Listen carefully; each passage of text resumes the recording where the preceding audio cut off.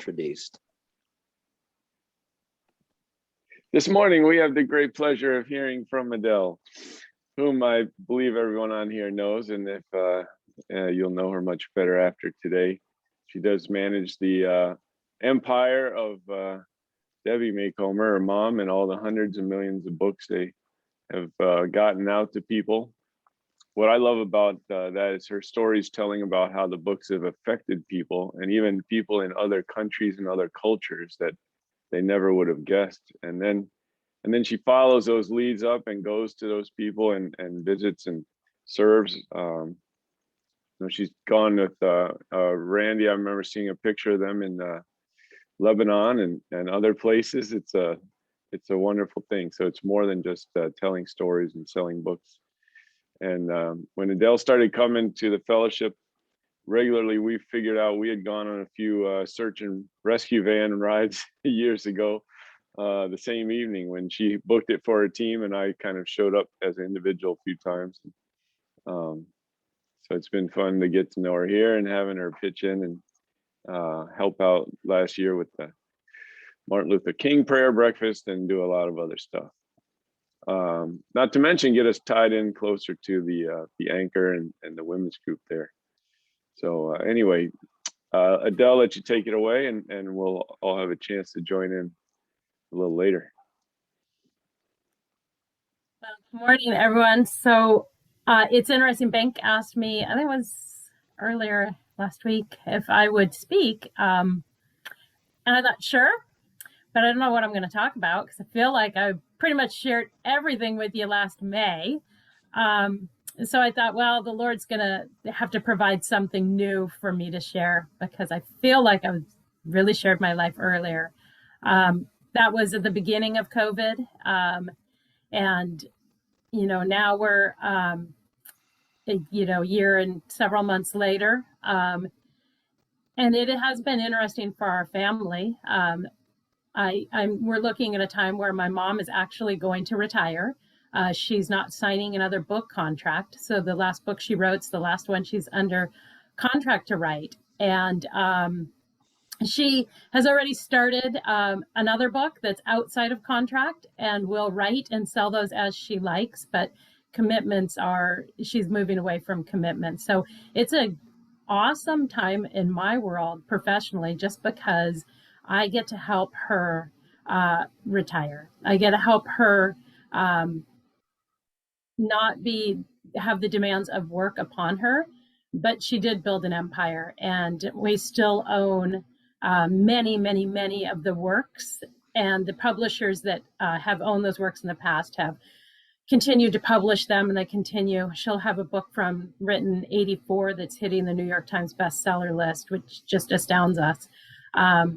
So there's still work to do, but it's without her there. So that's just kind of an update from the professional piece.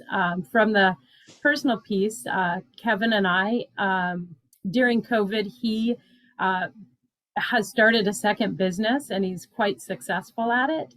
And I think it he works at the Puget Sound shipyard. He's a nuclear engineer, and he's always done it. And his life is get up, go to work, come home, and be a family man. He doesn't work much overtime. He just does his job. Because of his high security clearance, he doesn't talk about his work.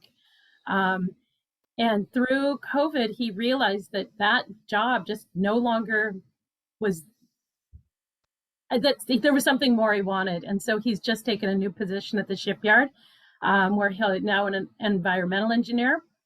And the Enterprise aircraft carriers, the largest ever created in the shipyard, doesn't have the capacity to hold it. So he'll manage dry dock, pieces that I don't even know. Like, really, I don't know. It's a new aircraft carrier.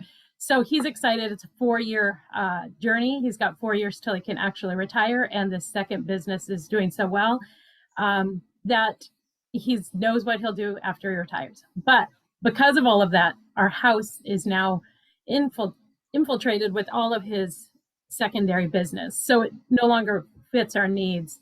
So we're moving next month to another house in Gig Harbor. So, so that's in the midst of getting ready for this talk, I'm also packing boxes. You'll notice the stuff behind me is taken down. So it didn't leave me a lot of time to really draft something to write.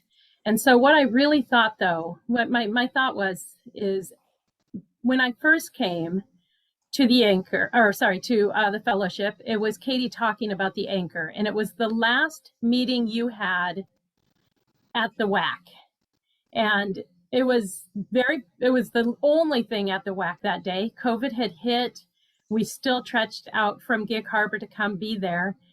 And at the time, I think it was Dan Eds, but I remember it as that him saying, we've wanted to open up this fellowship to women, and we hope you'll come back. So I attribute it to you. I don't know if it was you, Dan, but and I thought, Katie and I talked about it on the way home, and I'm like, that would be so great. Hear these people pray over the city. They're inviting speakers. I really want to go back. And so we talked about, gosh, maybe we could go once a month and come. And of course, COVID hit. Now we're online. And I was like, I'm in. I'm going to come. This is amazing. You don't have to ask me twice. Although when I first came, I didn't turn on my camera and I was like, this is awkward. There's just a bunch of guys on the call. And Doug Taylor afterwards sent me a message and said, I'm glad you came, Adele.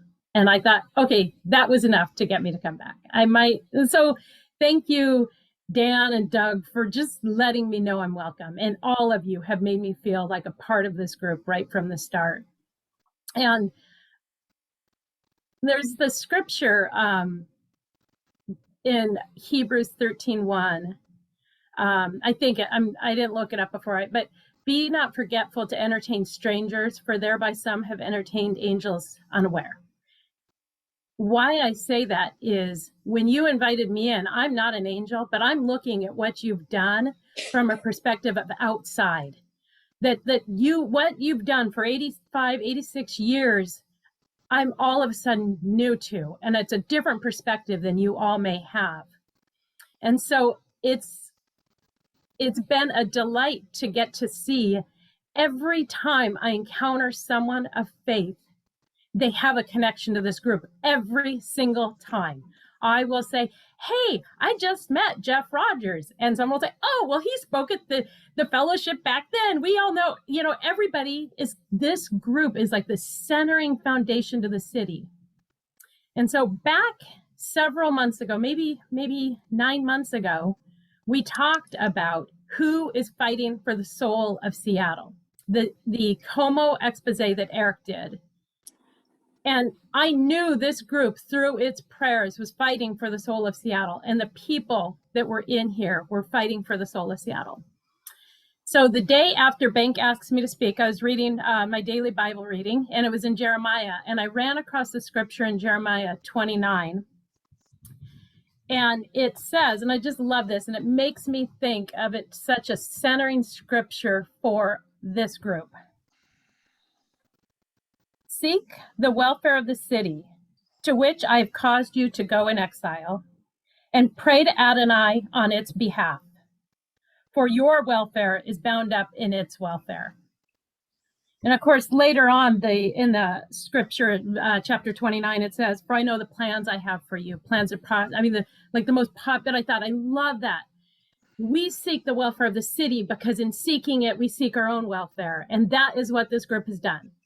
So in preparation for today, I went back through our Facebook group and I looked at every single speaker we've had come through Zoom and who has been fighting for the soul of our city. And I thought maybe we could take a bit of time today and just reflect on those people who are making a difference in our city, serving our city, and also the touch points we have with them. And so kind of like a thankfulness to God for who he's empowered in the city and the work that we're doing. So if you don't mind, I would like to just read.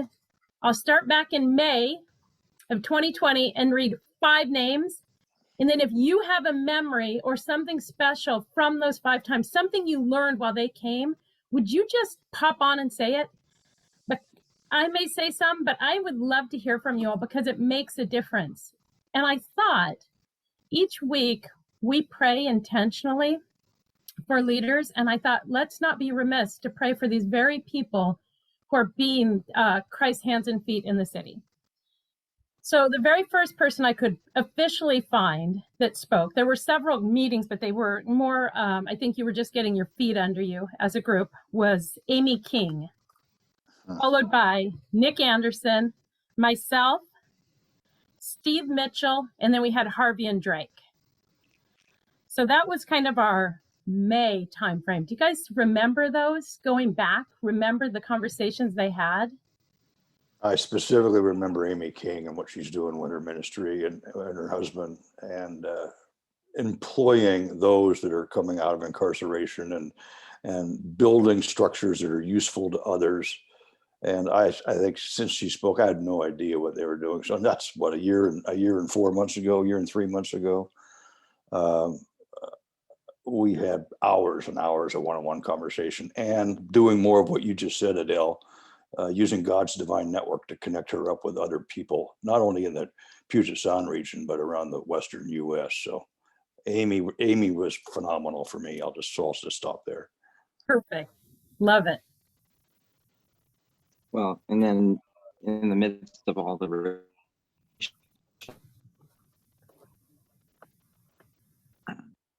Eric, you're Steve cutting Burry out. and Harvey Drake.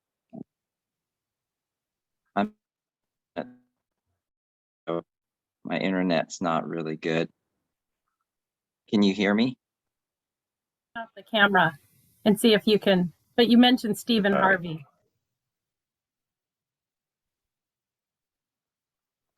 Cutting my camera, is that helping? Yeah, that helps.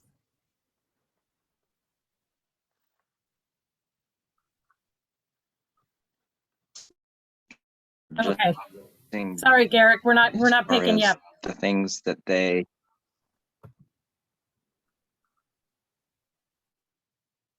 Sorry. Go ahead. Someone else can share. When Steve Mitchell spoke, he'd actually been away from us for a while. We just hadn't seen him, and he had some surgery.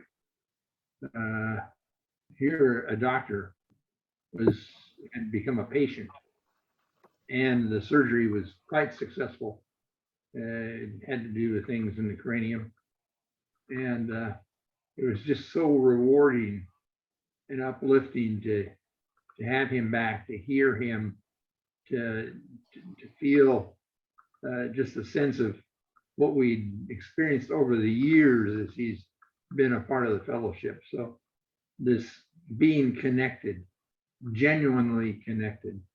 And we also have continued to pray for Susan Stearns, his superior, and that relationship. But ironically, just as he was on Como News last night, this is something else. Dear brother. I switched over to another network. Can you guys hear me better now? You're coming in clear. Yes. You can? Okay. Yeah. So Steve Burry, who works with the organization Urban Impact, and Harvey Drake, who's the pastor of Emerald City Bible Fellowship. And those two brothers are getting it done. I mean, in the midst of all the racial tension, they are shining the light for Jesus, and they're literally right in the heart, the urban core of the city. And to have those brothers who, they didn't just come on and share and then be gone, but they, like you, Adele, they keep coming back, and they've been a part of this group for many, many years. And so Zoom has been a blessing. And as we resume in-person meetings, Lord willing, one day, they're one of the places that we are looking to go and to be, just to spend time with them, because they've experienced a shooting right on the campus, and just as tensions continue to flare, those guys are really, they're the hands and feet of Jesus. And so those guys have such an impact on, have had such an impact on me. And then Marvin Charles with Dads as well, another great ministry. And Ryan now having joined him. So that's the thing, is that Garrick, what you said about Harvey and Drake could be placed on any one of the people we just spoke of. They are the ones getting it done, going in, being the hands and feet. That's what's cool about becoming part of this group for me, to be able to come in and see these people doing the work. And it's oftentimes hard in this place, being an opportunity to hear their stories and also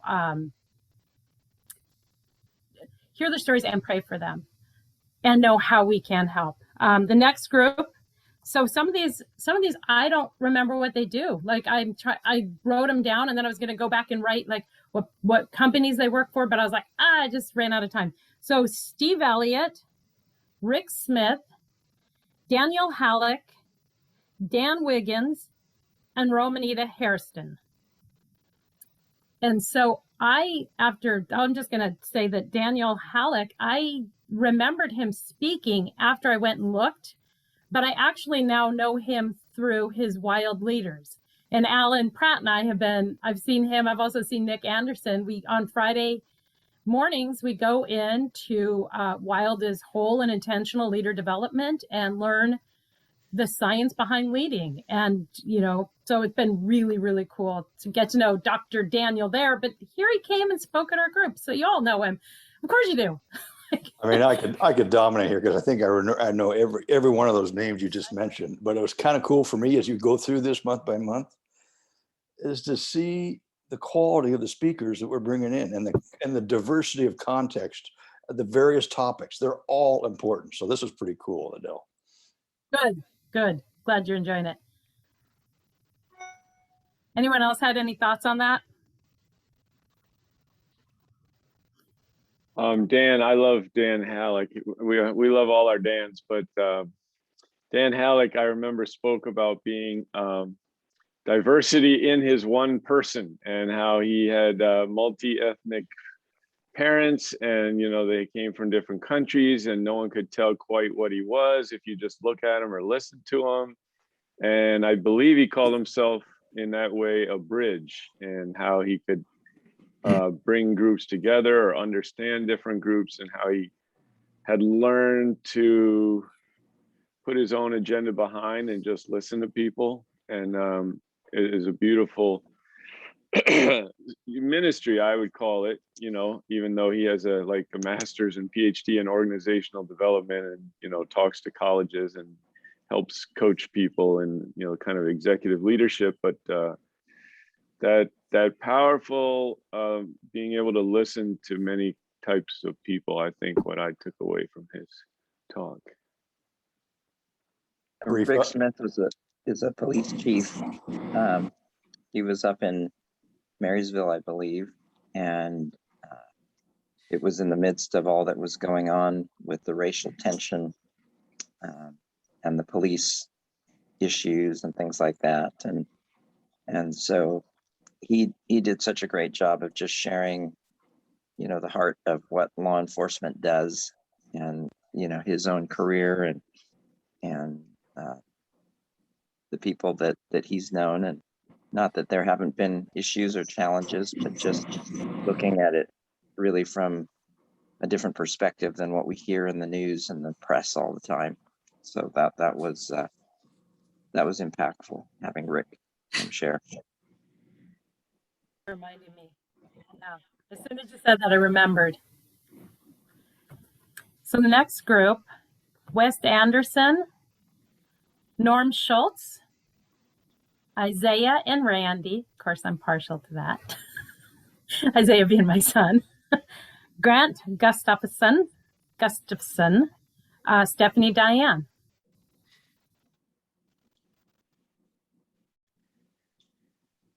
I'm impressed by young Isaiah, and so not a surprise there, Adele. But yeah, you gave me the chance to meet him. I think, when did he speak to our group? June of 2020, is that right? August 13th, so a year ago. August of 2020. Okay. And then we had our trip to Oklahoma City later. So anyway, it was, he's a quite impressive. Is he a senior now? A senior? Yeah. He's a senior. He's got a phenomenal future in front of him. What I like about listening to Isaiah is that he doesn't believe himself to be exceptional. He thinks that his generation is exceptional, and that he looks at himself as one of among many who are going to fix, or I don't want to even say fix, that are going to lead, and they intend to do it well. So, he's trying really hard to learn so that he can do that well. But he considers himself one among many doing that same thing. Yeah, as someone who is privileged to work with Isaiah and be in friendship with him, and a number of his peer group, they're one of my greatest reasons for not just hope but enthusiasm for the future.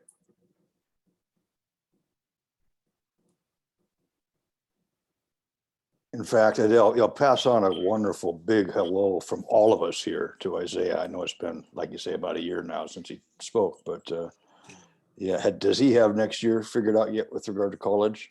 Okay. So we're going. He went to UW yesterday, and we're going down to Pepperdine later in September. We'll talk offline. I got another thought for you there, but yeah, say hello.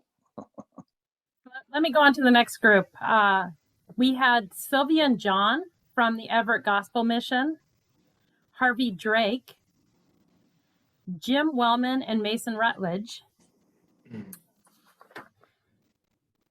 I remember really enjoying Sylvia and John and that interaction. That was, if you missed that one. All of these are on video, Zoom, guys. So if you missed them, you can go get them, which is really cool. Adele, thanks for doing this. This is just really fun. I forget how impactful or I don't think about how the impact of the collective whole. And but I do remember Jim Wellman very clearly, and just coming away again with that sense of so many times I wonder, where is God in the midst of? Where is God in the midst of higher education? Where is God, like right now, where is God in the midst of evacuating tens of thousands of people from Afghanistan? Where is God in that chaos?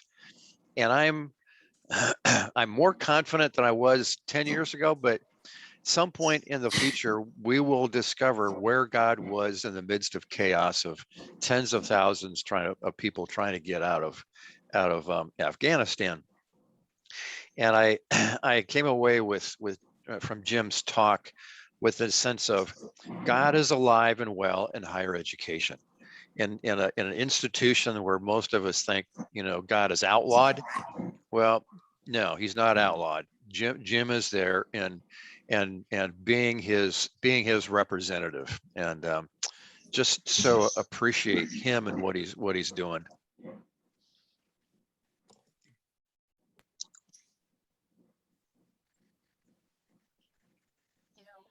In the scriptures, God says that we're supposed to remember what he's done. We're supposed to have like guide stones, stones of remembrance. And so today really is about that. And I'm glad you guys are enjoying it, because to me, just writing the names down brought back great things. Thanked. Sylvia and John, I'm glad you said who they were, because I was talking to Jack last week. There's another guy at Everett Gospel Mission I wanted to follow up with, Daniel, who does poverty education there. Randy, you know him, right? Shaking your head. I'm working on that. But they were, I don't know if we remember their names at the time, but they came up in our last board meeting, and you might have, there's been a couple of these here. I think we've noticed how powerful having two people come, like Randy and Isaiah, or Sylvia and John. And one of our next asks is going to be for Harvey and Steve to come together. and sort of this compare and contrast, and people that have walked together, people that don't come from the same place, but work together, the reconciliation idea, God, using everybody, and no male and female, black and white, etc. in Jesus. But those two, I thought, just seeing that in action, that was powerful. Yeah, I really enjoyed, so thankful that they were able to join. They're making truly some groundbreaking advancements in kind of dealing with this horrendous problem we have right now of what to do with people experiencing homelessness. And some of the things up at the mission, and in conjunction with the city of Everett and the county up there, some really groundbreaking modeling that is going so well that it's going to be expanded. And hopefully King County might start doing some of these things. And so love to have them back too, because they're kind of at the forefront of not only thought leaders, but best practices nationally in this crisis. Yeah, I was thinking we should bring them back too. I'll move along to the next group. We've got Michael Lee, Mitch and Gary, Mark, and then Al Bullard, and then Mickey Jordan. I love that this group is like, a lot of them are home based. Like we've got Al and Mitch, Gary and Michael Lee all on the call. You guys all shared your stories back last fall.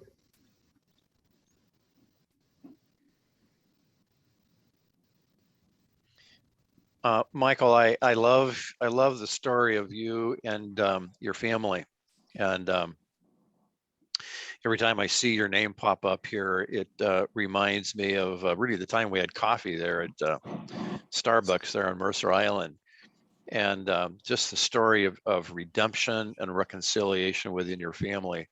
It's one of those quiet stories that may never hit the headlines, but yet it's God's story, and it's a story of Jesus working within the hearts and lives of individual family members.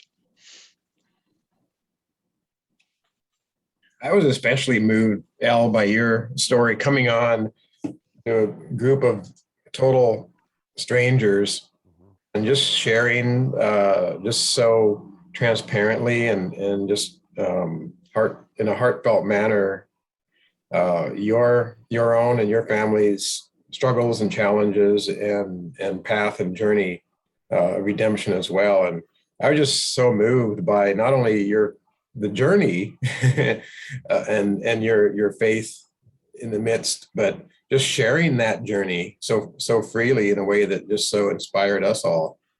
So thank you for that. Randy, I echo that 200%. I mean, here we are. What month are we in now, Adele? Is this October or November? What month? Yeah, that was October. So we're about 10 months ago. And here we are 10 months down the road. And Randy just succinctly pinpointed how Elle's comments touched his heart. I'm exactly the same place. Exactly. Particularly, I think your husband spoke his story, which had to do with your story, I think a month or two prior. And then when you gave your story, that was a compliment and even more in depth to what your husband shared, I was just in awe, particularly about how you have personally walked through this, and it's not been easy. But what you're sharing with this group of mostly guys, mostly of whom you don't know very well. So thank you. Well, thank you, everyone. It was definitely an interesting experience, speaking to total strangers, speaking to men, and speaking over a camera. It was sort of a triple whammy. But, I have to say it was a great lesson in the beauty that comes through sharing our struggle, because I was equally, I think I was more blessed by the opportunity of sharing the story, and then in turn hearing others, and just realizing how much, just exactly what Adele shared earlier, we are to share our stories of remembrance and to share our stories of Jesus in action in our life and how galvanizing that is to each of us, whether our stories are the same or not. In fact, I think often it's even more powerful when you hear a story that's quite different from yours. So I'm so thankful that I got to come and talk. It actually, the way it unfolded is Mark spoke one week, I came and listened and was asked and came and spoke the very next week. So it was like a bookend experience. And yeah, I just love the symmetry of all this. And ironically, just a quick shout out to Adele. I literally studied that Jeremiah passage last night before bed and was praying through it. So of the welfare for our city and, you know, where are we to go? So I love this. So thank you, Adele. Yeah, my good friend Elle now. Can't believe we've only known each other 10 months. Well, and I got to give a shout out because I asked Elle the way I asked Adele, like 6 days ahead of time, and just felt moved by the Holy Spirit and said, you know, this is who needs to speak to us now. And they said yes, and open to, you know, speaking and not fearing what the words, he'll give you the words. I just want to say too that when Mitch and Gary shared, you all know Mitch and Gary probably pretty well, but I didn't really know either. And their sharing was really powerful. The friendship and mentorship that they have created together, I love it. You guys it was really powerful. So it was really good to learn about that. And that 2x2 model it's key to where we're heading as a group. So, okay, shall I go on to the next group? So then, Well, I'm sorry, Adele, I'm going to interrupt you. Sorry. please.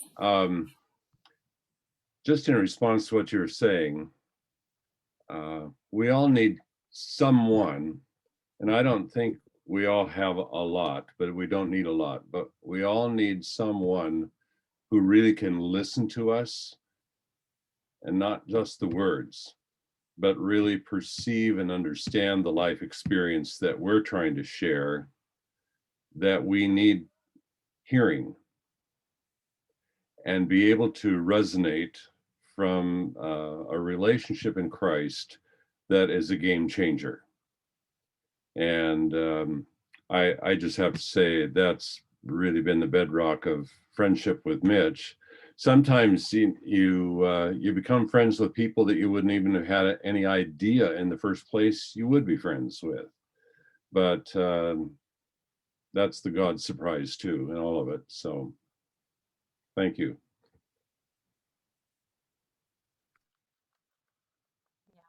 So good. All right, our next group that we had speak. Glad to have you join, Jack, because you back in November spoke. And then we all joined in the King County Prayer Breakfast. I was surprised how many of these we participated in. There was a day of Thanksgiving prayer. And then we had Rolanda Carlson and Elise Huntley join. And for myself, it was an opportunity to meet Jack, who's become a good friend, and his story, it needs a book written about it. And I keep being that encouragement to him to write that book because it is powerful, and the unique place God's called him to be the voice for those who are voiceless. So good, so good.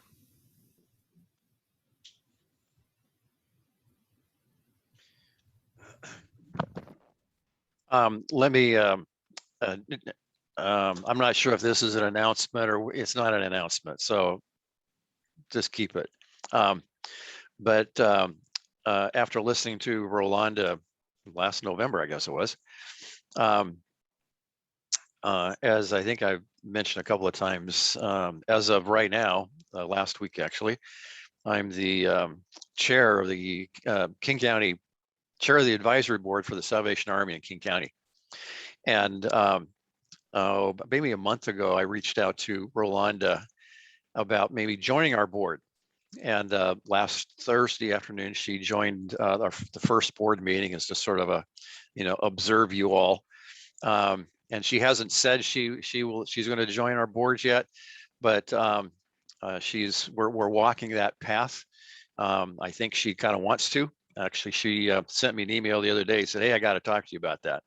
So we'll be connecting next week. And so that's one of the ways that this group has really, I've always called this group it's a job placement service. so so uh, we're we're finding another job for Rolanda to do, and if she does decide to join the board of the advisory board for the Salvation Army here in King County, I think she's going to be a tremendous asset to us on many levels. Well, on that note of job placement, Elisa is now my colleague, my coworker with Orison, the hearing aid company that last July, Dan Wiggins, I didn't hear you mention his name. I don't know if maybe he didn't get on the list, but he's the CEO of Orison, this revolutionary breakthrough product for hearing aids that I'm now a part of the team for that. So on your note of job placement, but she's just got an amazing story, Elisa, in terms of having all the things that she's been through and having been homeless and all that, and now where God has led her. So amazing, some more amazing stories and testimonies of God's hand of sovereignty. So a lot of these things would not have happened had we not been in the pandemic. I mean, so for all the challenges and the bad of what's happened with COVID, God has done so much in and through this group because of it.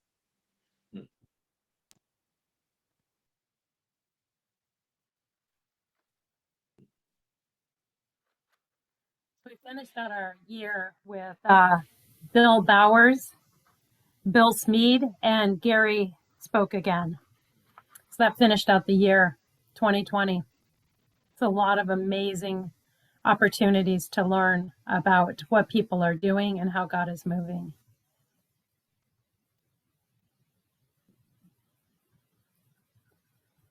We began 2021 with Jeff Kemp, Katie Robertson, the MLK Prayer Breakfast, and Daniel Eds.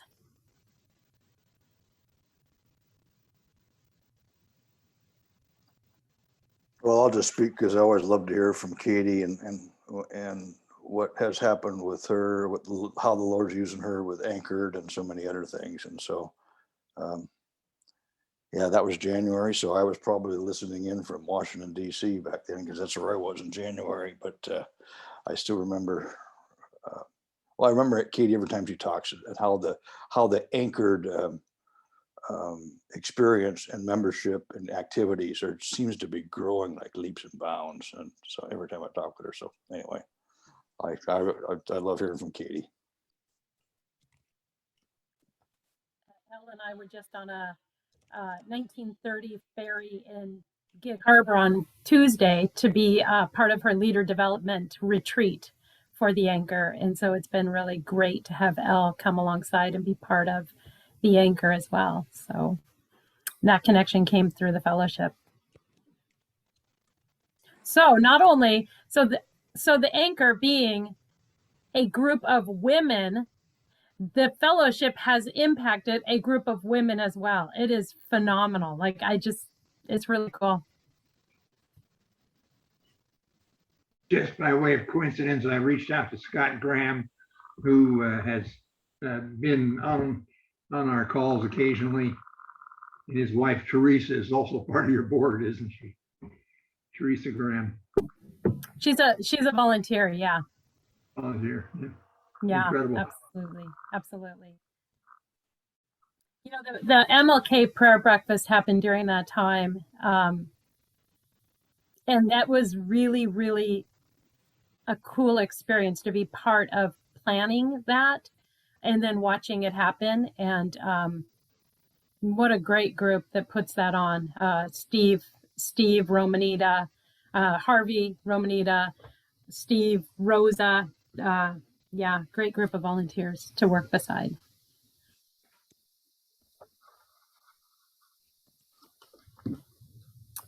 So into February, we had the National Prayer Breakfast.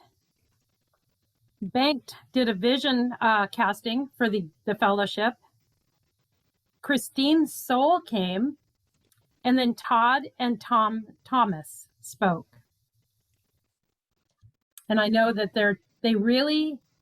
Todd and Thomas really compelled us to go out 2 by 2 and not to just absorb, but to give, not to just take in these stories, but to be part of making a difference. And so I know that's been kind of a guiding principle Banked has wanted the fellowship to focus on, is both sides, to receive these stories, but for it to empower us to be part of the story as well.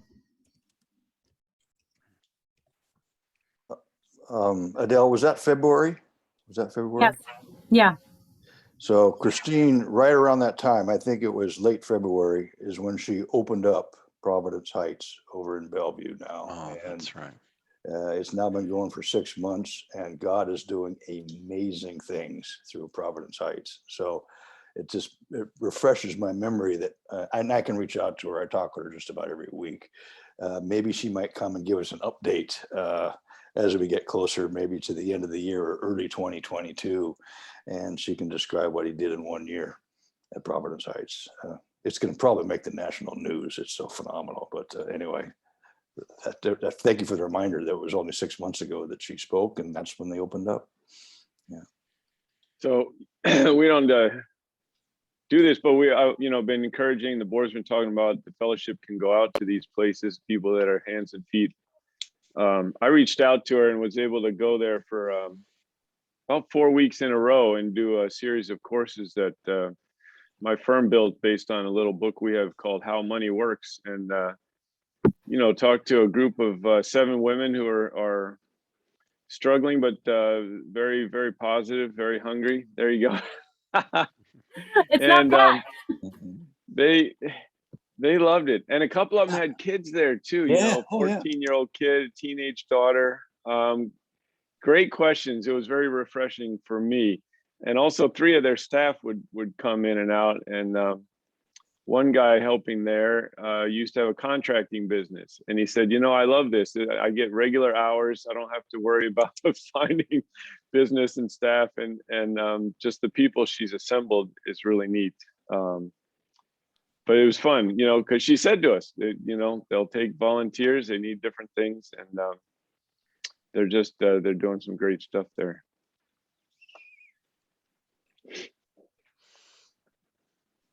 I love that Christine doesn't hide her past. She doesn't let the enemy take shame and put it upon her. She throws that out. Like, no, this is what God has redeemed. And there is something super powerful about her being able to say, this is where I came from. This is the ugly of what my life had become. And this is the beauty of the transformation of Christ. And that lets everybody know they're welcome. And her transparency in that is amazing. Amazing.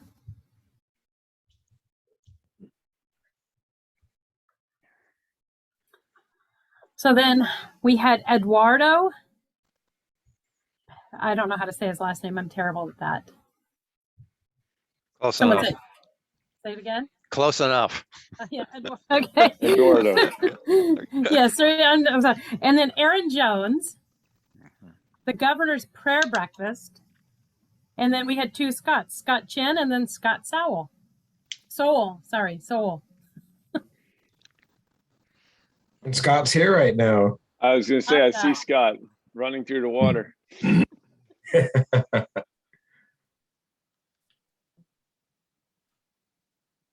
I think every once in a while of Erin Jones, and just her story. Adele, it's kind of like what you mentioned with Christine. I mean, she describes herself as the product of, I think, a white mother, a black father, tossed away in a sense into a foster care system where she could easily have been a statistic. And a white, courageous man walked in the door and said, "Who are the babies no one else wants?" And out of that relationship, fatherly relationship and motherly relationship. We have Aaron Jones, who's now changing the world.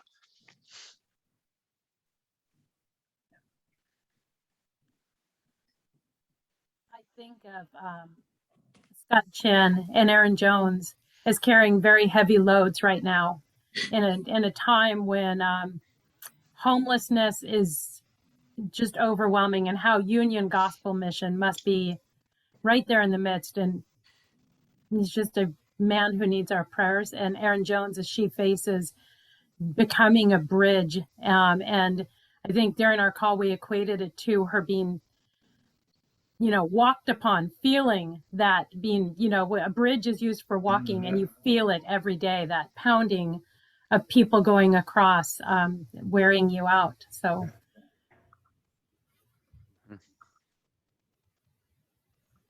Well, I always am inspired by my dear friend Scott Soul, in that just we've heard from so many of these other incredible speakers sharing stories that if I try to put myself in their shoes, I can't imagine just the circumstances around, and yet emerging and watching how God brings not only and Scott sharing about his journey, bringing him into fullness of life, but Scott and all these others are bright lights to so many others, and because of what they went through.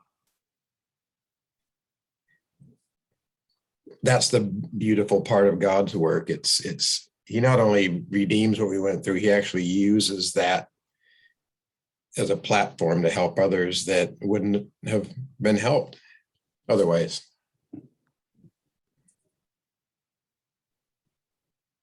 And then the president of Seattle University, Eduardo Peña, incredible guy. But he shared from his heart, not just from the property law, social justice duties and obligations that he'd been the dean of the law school for, but shared about the faith. And his wife is Hindu, picking up and coming back to the Northwest, which is where he grew up. He grew up in Puyallup. And besides, my granddaughter is one of his students up with the Red Hawks. But that was encouraging, and we want him to come back and share with us again a little bit down the line here. What's it like after you finally step into that position? I knew he flew his own plane across the country, he and his dog. And two cellos. Well, now, Dan, I believe with Eduardo and Rolanda and who was the other? Wellman. You got all kinds of people bringing God into the academy.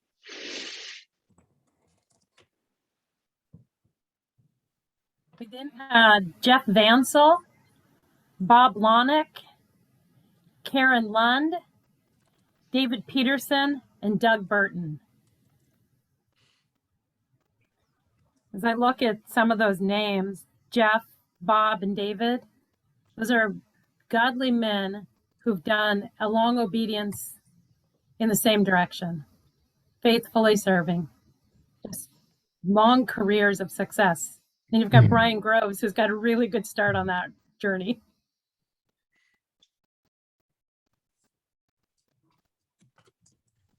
I can't remember all the names you just said, but I think about Jeff, and I think about David Peterson, who are longtime Seattleites, very engaged in the things around Seattle, and now both live in other areas, one in Hawaii and the other one in Eastern Washington now. And it just, I think, reaffirms that geography doesn't slow us down at all. It doesn't slow us down. And we probably could think back, and Adele, some other time, go through your list of who spoke for the last 15 months and how many of them joined the Zoom room from somewhere other than the Puget Sound region. Okay. Probably a pretty big percentage. Jeff Kemp from Arkansas, and the list goes on and on. Garrick, your your CEO from Ventura, California, and I mean everything. So anyway, I guess it just shows us that God has worked in this little group in Seattle over these years, but it's expanding. Here I am zooming in from 1,800 miles away. It doesn't matter, So neat to see. That's the first year. That takes us back full circle to May. We go on. Marvin Charles, who Garrick mentioned earlier. James Rousseau, I might be saying that wrong. And then Tim McDonald and Stephen Sundberg.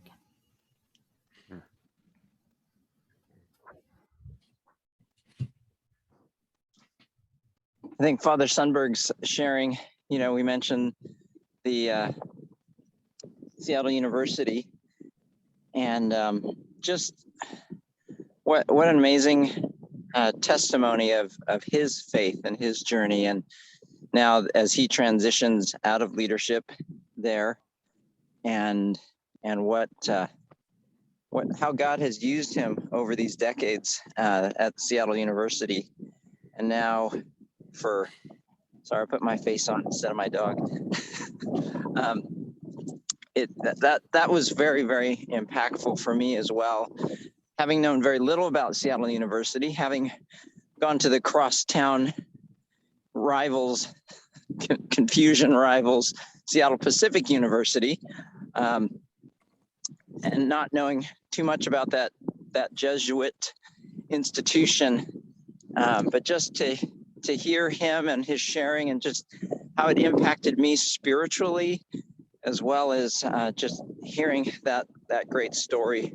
That was really powerful to me. Garrick, I echo so much of your remarks about his experience, his sharing with the group, galvanizing the value of what it means to be an elder and be able to be reflective of not only his continued listening to God's voice and command, but the generous of spirit of putting all of his life towards students and the generations that he has led through the course of leadership with the school. I wanted to comment on Tim McDonald. I have continued to admire him, particularly in this last season when he spoke of coming back to the roots of Cincinnati and taking over the old residence that he used to live in with a new mission, new calling, new direction, leaving an enterprise here in Seattle that he had crafted and created and was successful, and chose to listen to God's word and leave all that and start over and be refreshed in where he was before with his wife. I so admire the guts of leaving what's going well and doing well to go do something that God said, no, you need to go do this. So I admire him greatly for that. I appreciate his talk a lot.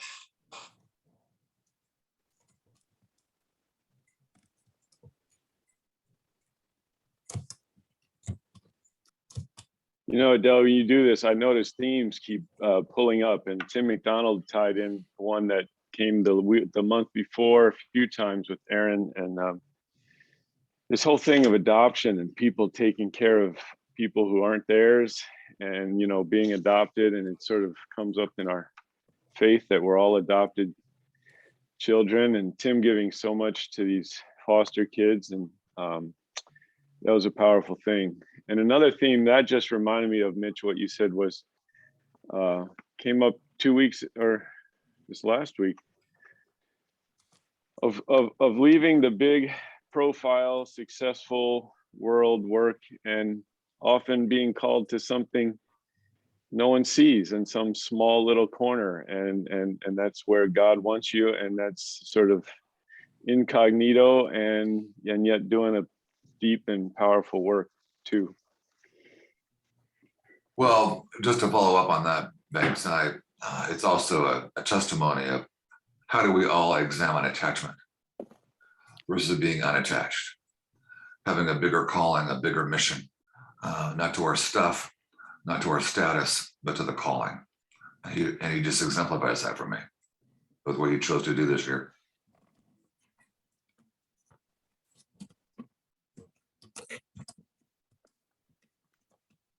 Summer started with Emmett Smith, Rosa Booker, Susan Tiffany, and then Grant and Christy.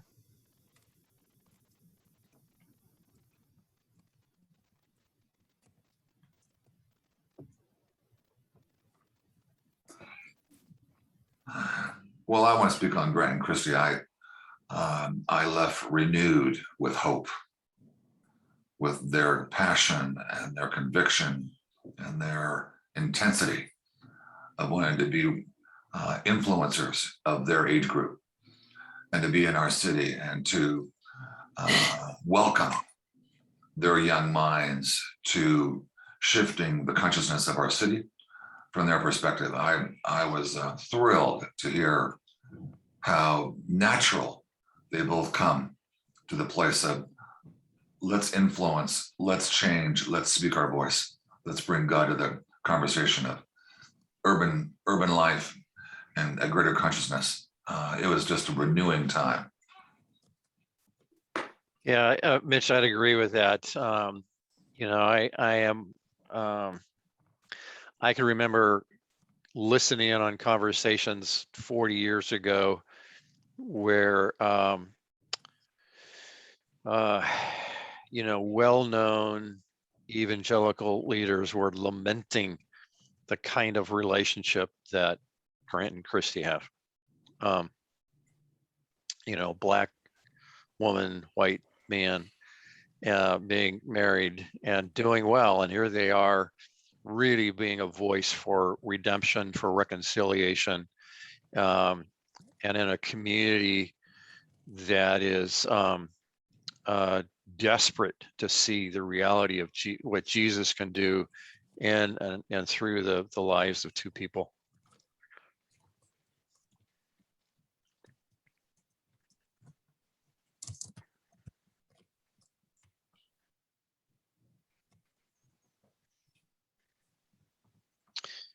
Adele, I need to sign off, but thank you for doing this morning. This has just been terrific. And again, thank you for joining us each Thursday morning. And I don't need to say y'all come back, but I'll say y'all come back. Yeah, but Adele, this has just been fabulous. Just to reflect backwards about the blessing and the value that these little Thursday morning gatherings have, and the opportunity to pray together, pray for our city, and that verse of praying for the city, for as the city will be blessed, so you will be blessed. And today has been a blessing for me, so thank you. Dan, while you and Randy are still here, you got your mic on. Why don't you just give us an official closing prayer? We'll kind of, since it's almost 8:15, and then the rest of us can stick around for a bit more. But Sure. Go ahead. Father, as always, I am blessed Thursday morning. I get up on Thursday morning and I'm looking forward to this time, both to pray with brothers and sisters for our community, but really to be reminded again of your heart for the city, that you care for the city and you care for the people of the city. It's not that you don't care for the people out in the rural communities, but Father, you seem to have a special thing for the city. And thank you for that. And thank you that we can be a part of caring for this city or this broader community.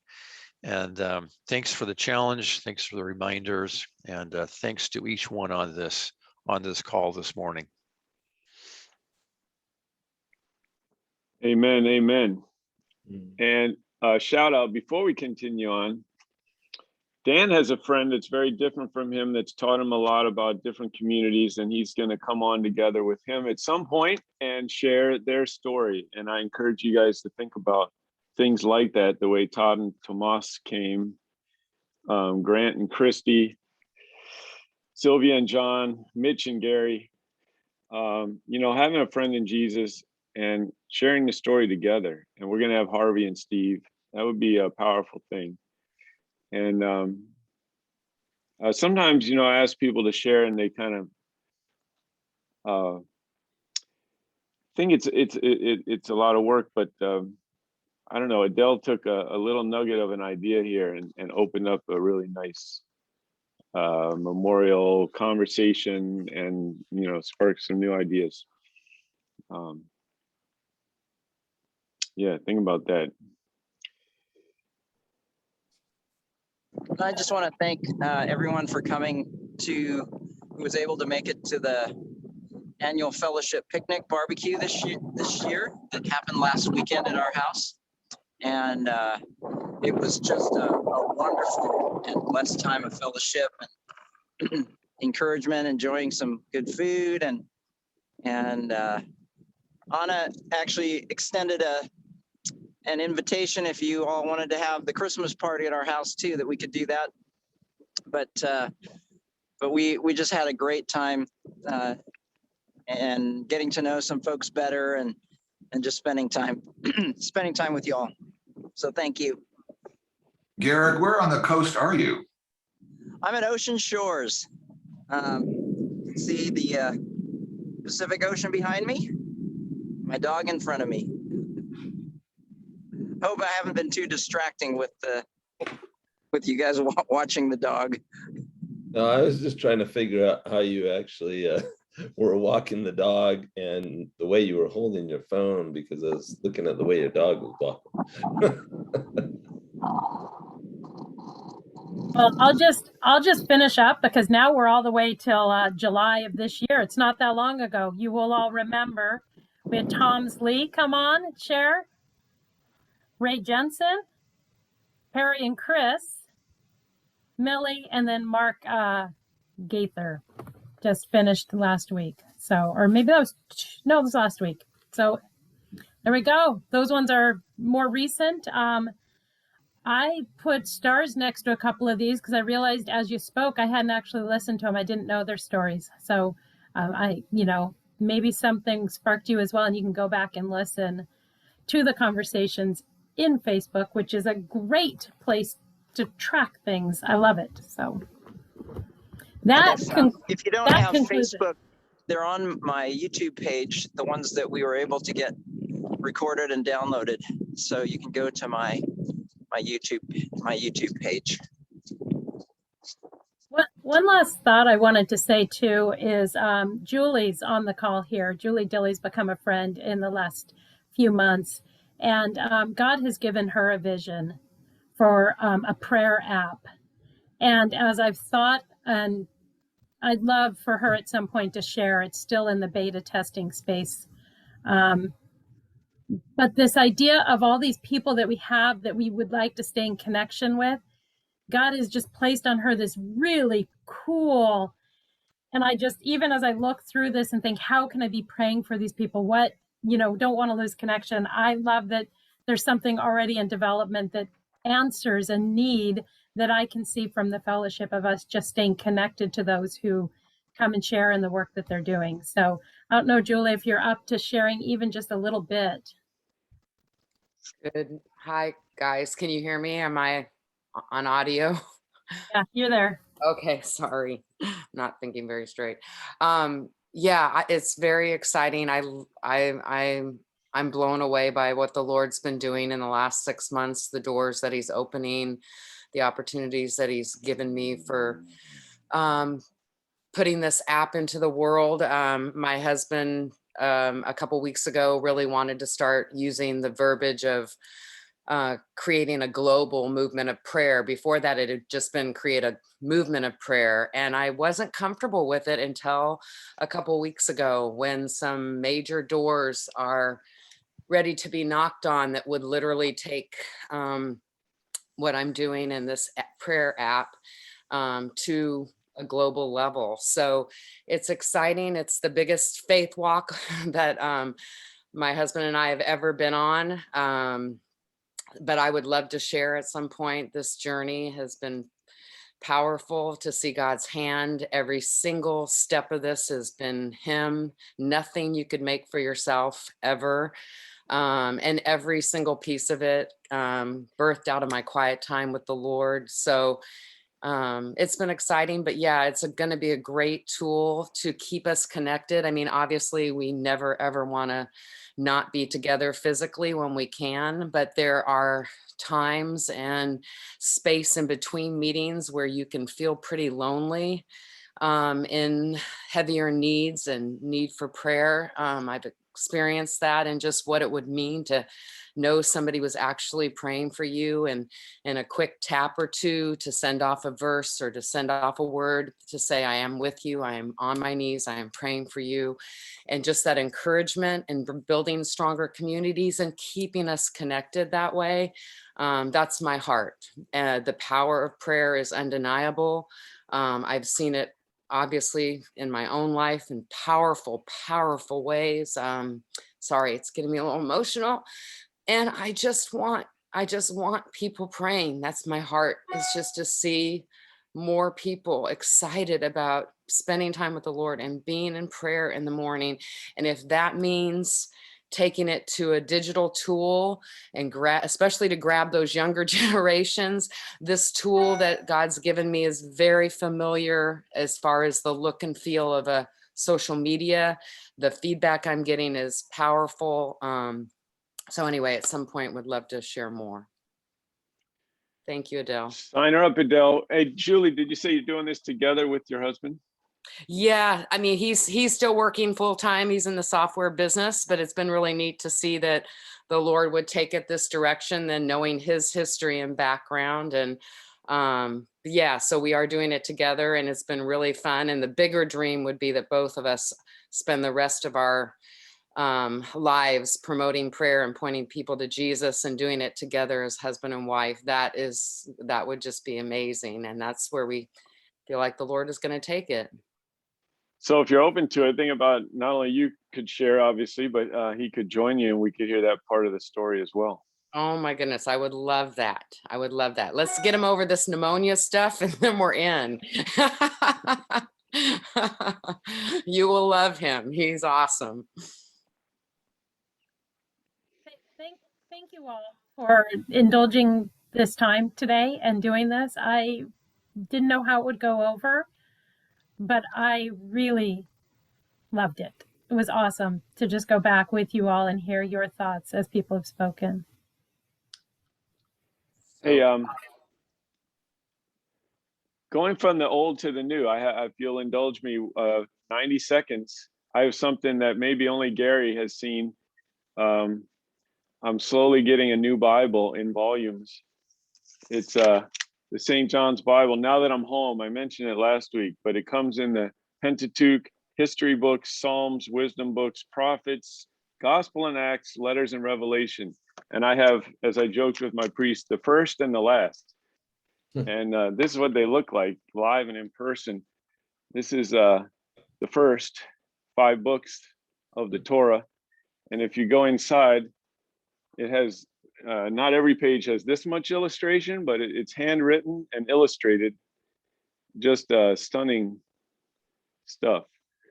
And a couple of those pages, Ben, because it said the lifelong dream of the calligrapher for the queen to actually do a handwritten book. And it took him 10 years with a whole team of illustrators and calligraphers. And so a lot of the books are just pure, a lot of the pages are words, maybe a little side illustration.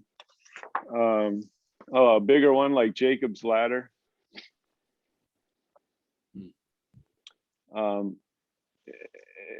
It's just something else.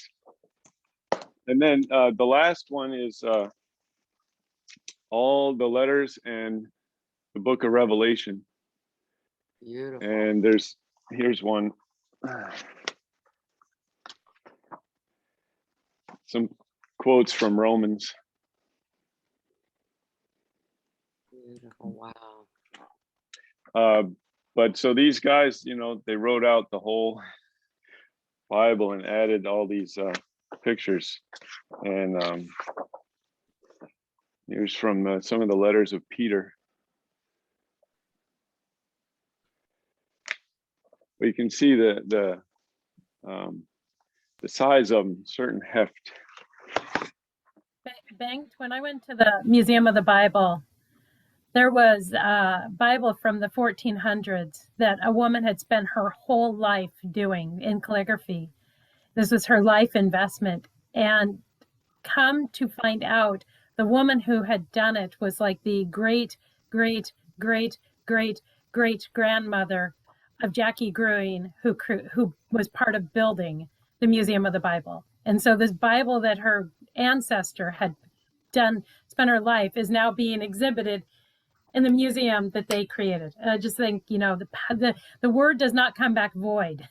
Oh, the power of God, the word. Yeah. Here's the last one, with the tribes and nations standing before the throne of the Lamb.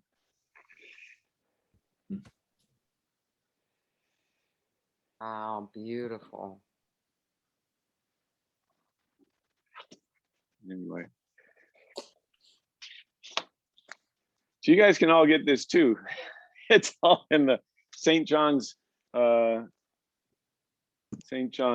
Bible they have their own printing press there at the liturgical press, I think it's called. stjohnsbible.org. Everyone today.